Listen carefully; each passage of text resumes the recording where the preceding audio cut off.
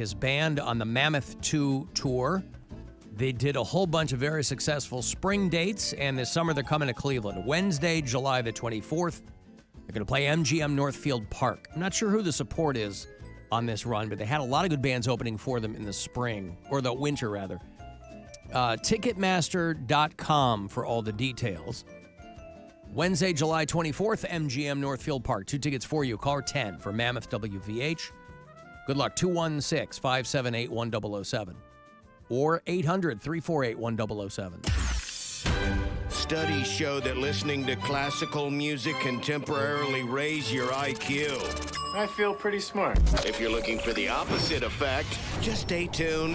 The Alan Cox Show. On 100.7 WMMS.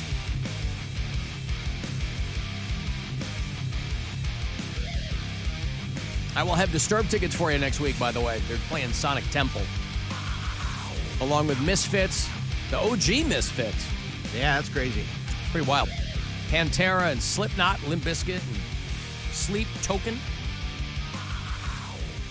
So all next week at 3:20. Want to get yourself to Sonic Temple? I've got weekend stadium passes for you there. It's up to 4 days now out there. It's the 16th through the 19th of May. I will also have tickets if you want to go to the Burt Kreischer Fully Loaded Comedy Festival. That's going to be June 20. They're doing the Hall of Fame Stadium in Canton. Burt's a headliner. Tony Hinchcliffe, Whitney Cummings is going to be there. Big J and Dan Soder, and I guess they're going to be announcing some more. I will have 311 tickets for you all next week at 4:20. You guys should tag those posts and ask for Mary and I to be on that show. On the Kreischer Show. Yeah, that'd be fun. I'd like to do that. All right, well, hit them up. Go ahead, Bert. We're right up the road. 311 is going to do July 28 at Jacobs Pavilion. I will have those tickets for you next week. And if you want to go see New Found Glory, remember them? Yeah, I love New Found Glory. They're celebrating the 20th anniversary of Catalyst. And so is that a good one? No, it just makes me feel so old. Oh, yeah, I know. Yeah. And so they will perform Catalyst in its entirety. They are going to do August 29 at the Agora. So all those shows, all next week, I'll have your tickets. Okay. Hey, Sean. Hi, Alan. Hi, Sean. What's going on? Hey, yeah, they did propose putting a freeway through Cleveland and Shaker Heights, but they have the natural lakes and marshlands there, and I guess both cities voted it down, and this was a long time ago, and I'm kind of glad they did it, although it is a pain in the neck, because I'm like a long-time Cleveland Heights native resident or whatever. I live in Euclid now, but whatever. But also, I guess back in like 1928 or maybe it was like early 30s, they were talking about putting a subway in Cleveland because Cleveland was one of the fastest growing cities in the country. And the mayor shot it down, said that Cleveland didn't need a subway, which kind of grinds my gears because that would be really sweet if we had a subway, I mean, and now there's a subway every 50 feet. Not the sandwich place. Oh, he means the public transportation. No, not the sandwich shop. Oh. No. I since they discontinued the seafood sandwich, I have nothing to do with them. Right. No, but yeah, that's the truth. They didn't want to build a freeway through the natural. The lakes and stuff like that, because it is really pretty and it's really nice. Well, okay. Thank you, Sean. I appreciate the call, pal. There's Sean. And it really is, that's why every city is kind of different, because the way that a city is divided up or the way that the highways are put, it is very contingent on kind of what the natural landscape is too. So if you have a place that has a lot of parks, you're going to have a city that's not going to have as many easy ways to get around. Whereas some other cities, they don't give a crap what you do, and they're paving everything over. I mean, that's what you get with Houston. Houston, Texas. Houston, Texas is an example of a no zoning laws, so they're just like, do whatever you want. That's Put up right. some roads. Church next to a strip club, next to a park, they don't care. Don't worry about the drainage. Just Right. build it. It floods everywhere because, but it's like somebody was texting the break too. Every couple of years, they propose an IKEA in Cleveland, and that's not going to happen because you can go 2 hours in either direction and go to Detroit or Pittsburgh IKEA. Or But there's one in Columbus now too, right? Yeah, but I think it's actually closer to go to Pittsburgh or Detroit than Columbus, isn't it? No, I think Columbus is close. Oh, is it really? I mean, I thought Columbus was like 3-4 hours away no, from Columbus here. is like 2 hours. Oh, it is. You Well, then there you go. You can go east, west, or south and get to an IKEA in 2 hours. Straight So, down 71. yeah, that doesn't bode well for putting one here. Passed over again. Alan, I'm delivering in Canton, and the navigation said turn left on Everhard Road, and I immediately heard you going, yeah! Mm-hmm. See, that's what I like. Just little dumb things that we all inject into this program that then work their way, get out of this room, And become and into part people's of your brain. into yes. people's lives. Uh-huh. Mm-hmm. Is it possible that all those grunting messages Jenna left was communicating from beyond the grave pre-mortem? I mean, Have you listened to communicating- any of them backwards? Yeah. Oh, maybe. I have not done that. No, we did it with Rick, and it terrified me. We listened to Rick's messages backwards after he died, and I was terrified. So I didn't do that with Jenna.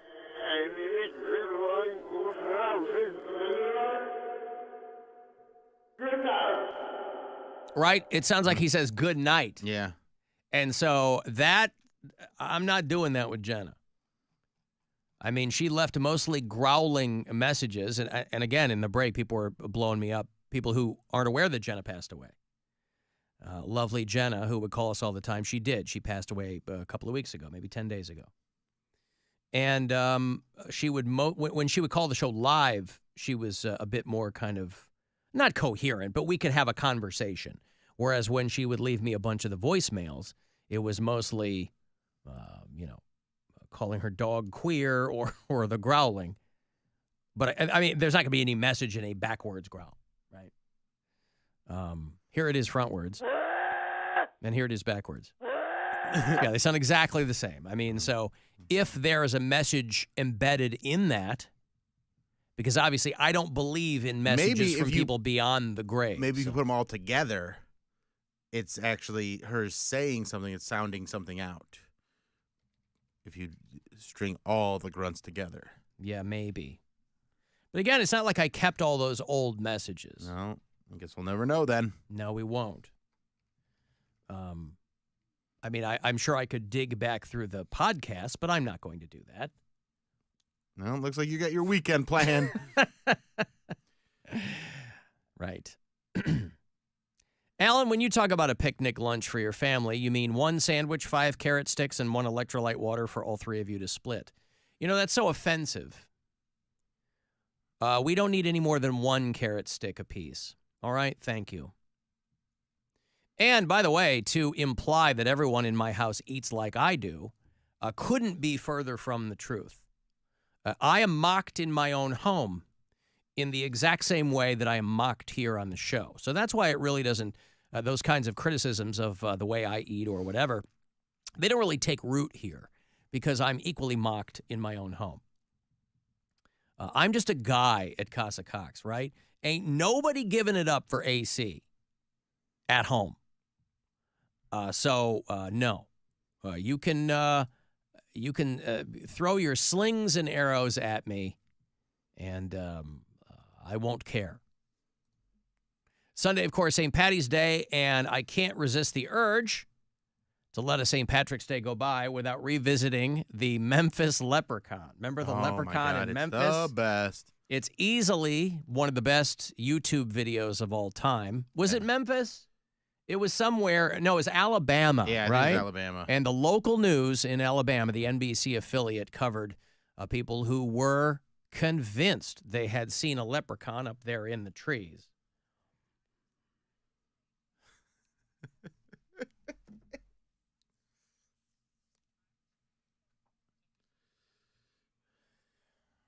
Mobile. There you go.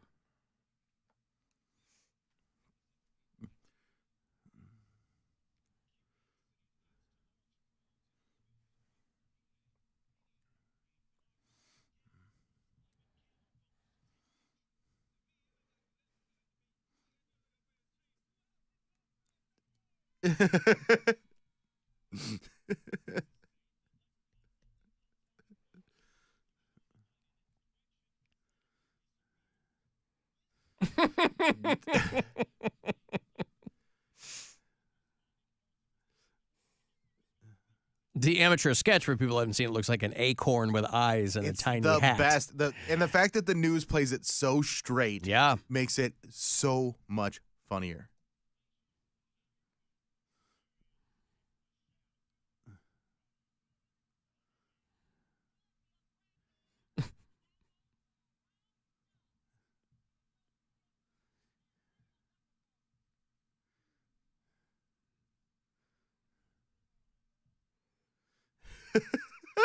Dude got a tactical vest on and Don't be camo afraid. in broad daylight. Yeah. This guy. I like that. This guy. Yeah, I know. You know.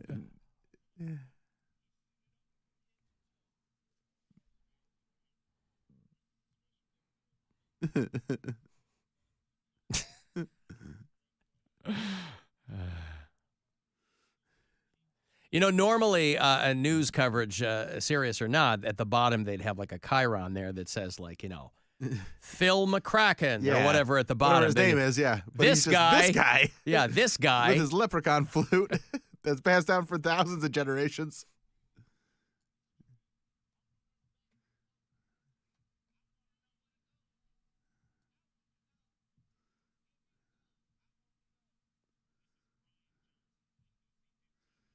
Yeah, I mean, you Where's listen. Brian Johnson now? I don't know, but let's see. That was WPMI. Wait, was the sound coming through on that?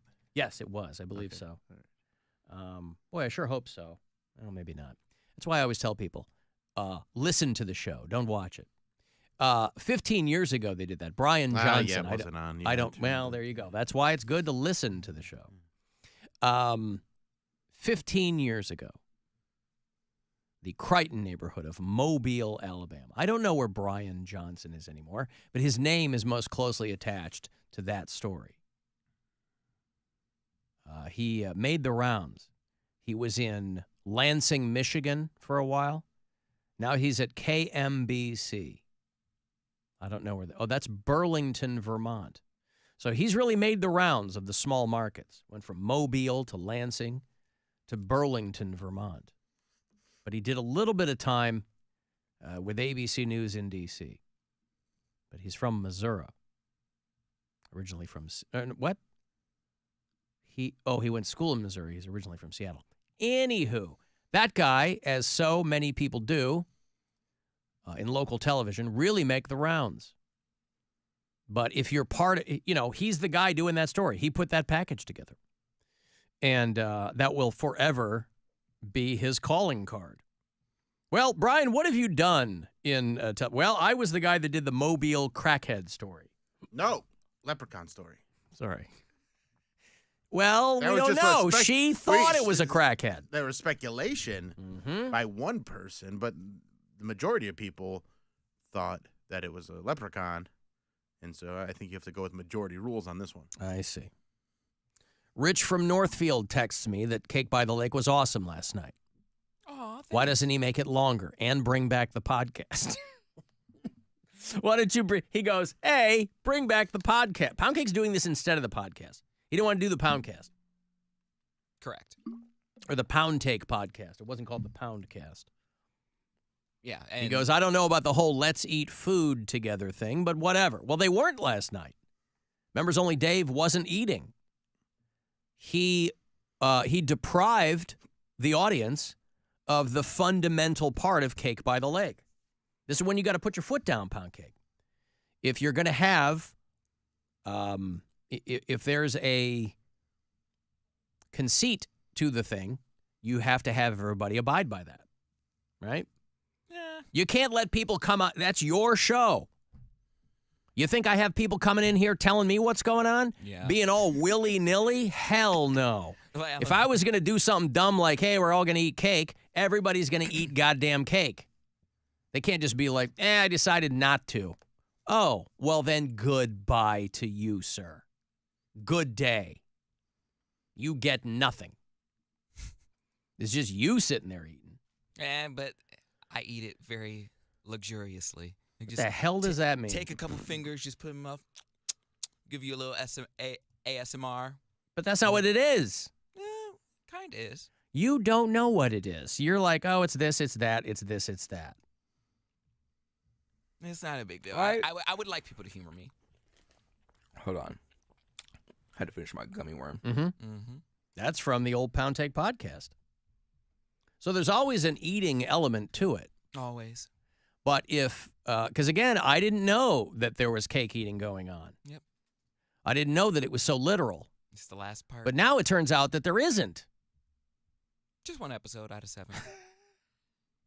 I'm just saying. The audience has certain expectations. They have them of this show. Of course, I mean, forget the fact that they, I'm sure, are never met. But expectations are always there. And if you tell people, hey, it's me and a guest and we eat cake, and then the guest comes on, no cake. Well, there's always going to be cake. I can't guarantee that the guest will always have cake, but I will always have cake. But if they want to do a little taste, And again, cake because tasting, here's the thing. I thought that this was a person on your couch. It's not. If they're on Zoom and they don't have cake, if you were in the same room, you could be eating the same cake, right? correct. But if it's contingent on them having cake and they're not there with you, that might come off as a form of protest, and you cannot have that. You cannot have dissent within your own ranks. Next time. Who's next week's guest? The Boogered Up podcast. Boogered Up Boys. I don't know what that is, but will you tell them to bring cake? Yeah. All right. I always tell them. Oh, and then it's just up to them if they listen to you or not? Why would they not listen to you? Why would they not accommodate the guy whose program it is? I don't know until we go live if they have the cake or not. Oh, you don't do any prep. Yes, I do, but You go, hey, do you guys have, I need you guys to have, like, a couple days before. Remind them. The point of this is we're all eating cake. Please make sure you have a cake. You don't send, like, a producer email to them? I send a run of show, yes. Yeah. Please make sure, in big, bold letters. Now, I'm not telling you what to do. Obviously, it's your thing. I just thought that would be part of it. Hey, please make sure you have a cake. Yeah. You know how, like, they read you your Miranda rights and they say, if you cannot afford an attorney, one will be provided for you. Mm-hmm. Is there any part where you go, hey, if you cannot afford a cake, one will be provided for you? I will send over a cake. No, your mouth can water as I eat mine. I'll have my tongue sticking out and chew with my mouth open. Your mouth can water while I eat mine. What a host. He really is. He's got it all figured out. Well, I don't want people to feel bad. Like, if they can't afford a cake, it's the last 5 minutes of my show. So I'm literally eating. Oh, I and thought it was tasting- throughout. No, it's the last 5 minutes of my show, okay. and I'm tasting the cake while we're doing plugs and the sign-offs, and I'm like, ooh, this cake is delightful, blah blah blah, and tell people where they can find you. And I usually have a fork full of cake, and I'm dripping it all over my chest. And on you're my talking carpet. as you're doing this? Oh yeah. Oh, that's so gross. Mhm. Your mouth water. This is his mouth singing. I mean, literally, his mouth That's singing. most how most people sing is through mouths. Not those monks. They sing through their nose, don't they? Throat. I thought they did. Throat. Yeah, sorry, throat. I guess everybody is singing through their mouths. It's an important distinction to make. All right, I have to take a break. You want to send a text 35192, AlanCoxShow.com is